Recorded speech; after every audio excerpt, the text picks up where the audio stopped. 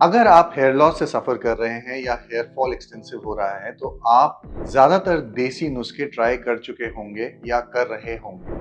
उसमें से एक बहुत ही कॉमन देसी नुस्खा जो किया जाता था और अभी भी किया जाता है, वो है ऑनियन जूस, यानी कि प्याज का रस या ऑनियन ऑयल्स को सर पे अप्लाई करना। जो ऑनियन ऑयल्स आजकल मार्केट को फ्लड कर रहे हैं, अगर हम उनके कंटेंट्स देखेंगे तो उसमें से ऑनियन जूस सबसे ज़्यादा इम्पोर्टेंट कंपोनेंट होता है, जिसमें और भी बहुत सारी चीज़ें मिलाई जाती हैं जैसे मेथी दाना या करी लीव्स और मल्टीपल ऐसी चीज़ें जिसके कोई भी साइड इफ़ेक्ट्स आपको नहीं बताए जाते हैं और आपको ये बोला जाता है कि आप अगर ये तेल लगा रहे हैं तो उससे आपका hair loss, hair fall definitely reverse हो जाएगा। हाय, मैं हूं डॉक्टर मयंक, एक board certified plastic surgeon, diploma of American board of hair restoration surgery और founder Crown the hair transplant experts का। तो आइए आज हम लोग proper research based authentic science जाने कि क्या ऑनियन जूस, ऑनियन ऑयल्स काम करते हैं, किनके लिए काम करते हैं, किनको हेल्प कर सकते हैं और अगर हमें ये यूज करना है तो इसके क्या पॉसिबल साइड इफेक्ट्स हो सकते हैं और इन सब चीजों की साइंस क्या कहती है। पहली चीज, जो ऑनियन जूस की कंटेंट की अगर हम बात करें तो ऑनियन जूस में होता है सल्फर। सल्फर एक ऐसा मिनरल है जो कि हमारी बॉडी में ज्यादातर अमीनो एसिड्स या प्रोटीन का कंटेंट बनाता है। तो जब भी हम ऑनियन जूस लगाते हैं तो वो सल्फर कंटेंट वहां पे डेफिनेटली इंक्रीज होता है, लेकिन क्या वो हमारी शरीर के अंदर अब्सॉर्ब होके उस अमीनो एसिड प्रोटीन को बिल्डअप कर रहा है? क्योंकि हमें पता है कि हमारा बाल भी केराटिन से बना होता है जो कि एक प्रोटीन होता है। तो क्या ये सल्फर डायरेक्टली अब्सॉर्ब होके उस केराटिन को बूस्ट कर देता है और उससे बालों को बेहतर कर देता है? इसकी कोई भी साइंटिफिक एविडेंस नहीं है, लेकिन ये सल्फर कंटेंट कई रिसर्चेस में लिखा गया है कि ये हेयर को बूस्ट करने में हेल्प कर सकता है। दूसरा जो इंपॉर्टेंट अनियन जूस का एक्शन है वो ये है कि हम अनियन जूस जब हम सर पे लगाते हैं तो उससे एक इरिटेशन स्कैल्प पे करता है जिससे नियो कोलेजनोसिंथेसिस होती है। ये भी एक हाइपोथेसिस है, ये कोई श्योर शॉट साइंस या लिटरेचर में नहीं लिखा गया है, लेकिन अगर वहां पे न्यू कोलेजन प्रोड्यूस होती है तो इसका मतलब स्किन का टर्नओवर बेटर हो रहा है और उससे आपके बालों को भी इंप्रूवमेंट मिलेगा। अनियन जूस, अनियन ऑयल के क्लेम्स क्या कहते हैं? इनके क्लेम्स कहते हैं कि ये आपके बालों की लस्टर यानी शाइन को इम्प्रूव करते हैं, ये आपकी डैंड्रफ को कंट्रोल कर सकते हैं, ये आपकी प्रीमैच्योर ग्रेइंग, जिससे आजकल ऑलमोस्ट हर कोई इफेक्टेड है, वो भी बेटर कर सकता है, यानी अगर आपके बाल सफेद हो रहे हैं उसको भी स्लो कर सकता है उस प्रोग्रेशन को। इसके साथ साथ कई जगहों पे हेयर थिनिंग का भी रिवर्सल लिखा गया है कि अनियन जूस करता है। जब भी कोई ऐसी चीजें बताई जाती हैं तो हमें देखना होता है कि इसकी पब्लिश्ड स्टडीज क्या कहती हैं।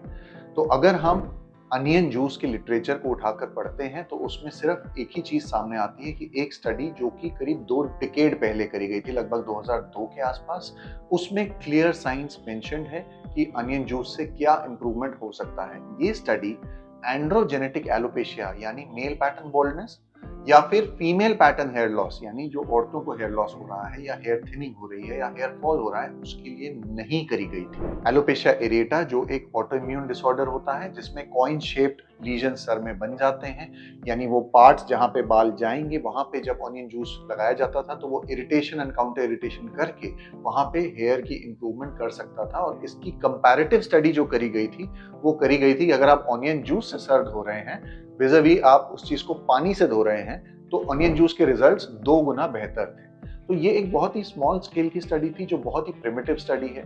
इसके अलावा कोई भी साइंस अनियन जूस को सपोर्ट नहीं करती है, इसलिए जाके मार्केट से डिफरेंट डिफरेंट ब्रांड के अनियन ऑयल्स उठा के उसको सर पे लगाने की कोशिश ना करें। अनियन ऑयल या onion juice male pattern, female pattern hair loss के अंदर या फिर general hair loss, hair thinning को इम्प्रूवमेंट मिल जाएगा अनियन जूस या अनियन ऑयल से। ये एक बिल्कुल बेतुका सा कॉन्सेप्ट है जिसका कोई भी साइंटिफिक एविडेंस नहीं है। हाँ, ये अनियन जूस, अनियन ऑयल काम कहाँ कर सकता है जो भी बहुत सब्जेक्टिव है। हो सकता है आपकी अगर हेयर थिनिंग थोड़ी बहुत हो रही है, जो मेल पैटर्न बॉल्डनेस ना हो या फीमेल पैटर्न हेयर लॉस ना हो, या आपकी शेडिंग ज़्यादा हो रही है, तो थोड़ा बहुत इरिटेशन अगर स्कैल्प को किया जाता है तो उससे भी कुछ हेयर साइकिल्स रिवर्स होने के चांसेस होते हैं। इसके साथ साथ अगर आपको बहुत ज़्यादा डैंड्रफ है तो वहाँ का अगर पीएच बैलेंस चेंज होता है तो डैंड्रफ में भी कुछ हद तक ये हेल्प कर सकता है। ग्रेइंग के लिए कोई भी साइंटिफिक बेस्ड एविडेंस नहीं है, लेकिन बहुत जगहों पे ये लिखा गया है।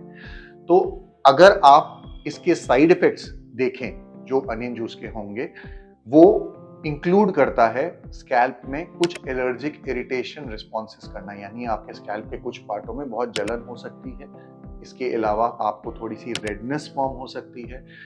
ऑब्वियसली सबसे बड़ा जो इसका नुकसान है वो ये है कि आप अपने आसपास वाले लोगों को बहुत परेशान करने वाले हैं, क्योंकि उसके जो स्मेल का साइड इफेक्ट होगा वो एक्सटेंसिव होगा। अगर आप अनियन ऑयल यूज कर रहे हैं जिसमें फ्रेग्रेंसेस ऐड करी गई हैं, तो वो केमिकल्स हैं जो उसका एक्चुअल इफेक्ट को बिल्कुल डाइल्यूट कर देगा, तो उसका कोई बहुत ज्यादा फायदा नहीं है। तो मैं आपको ये रिकमेंड करूंगा कि अनियन जूस, अनियन ऑयल्स को हेयर लॉस के ट्रीटमेंट्स की तरह ट्रीट ना करें। अगर आप फिर भी इसको यूज करना चाह रहे हैं या आप इसको यूज कर रहे हैं और उससे आपको किसी भी प्रकार से इंप्रूवमेंट मिल रहा है, तो नीचे दिए गए कमेंट बॉक्स में हमें जरूर से लिखकर बताएं और आपका ओपिनियन जरूर बताएं कि अगर हम साइंस को साइड पे रख दें तो क्या ये जेन्युइनली लोगों के लिए काम कर रहा है। मेरे पेशेंट्स में मैंने ये रिजल्ट्स नहीं देखे हैं आज तक। आई होप आप लोगों को ये बहुत ही इंटरेस्टिंग टॉपिक में कुछ मजा आया होगा और ये कंटेंट अच्छा लगा होगा। अगर आपको और ऐसे इंटरेस्टिंग कंटेंट देखने या सुनने हैं तो इस चैनल को सब्सक्राइब जरूर करें और हमारे इस वीडियो को लाइक और शेयर जरूर करें। Thank you.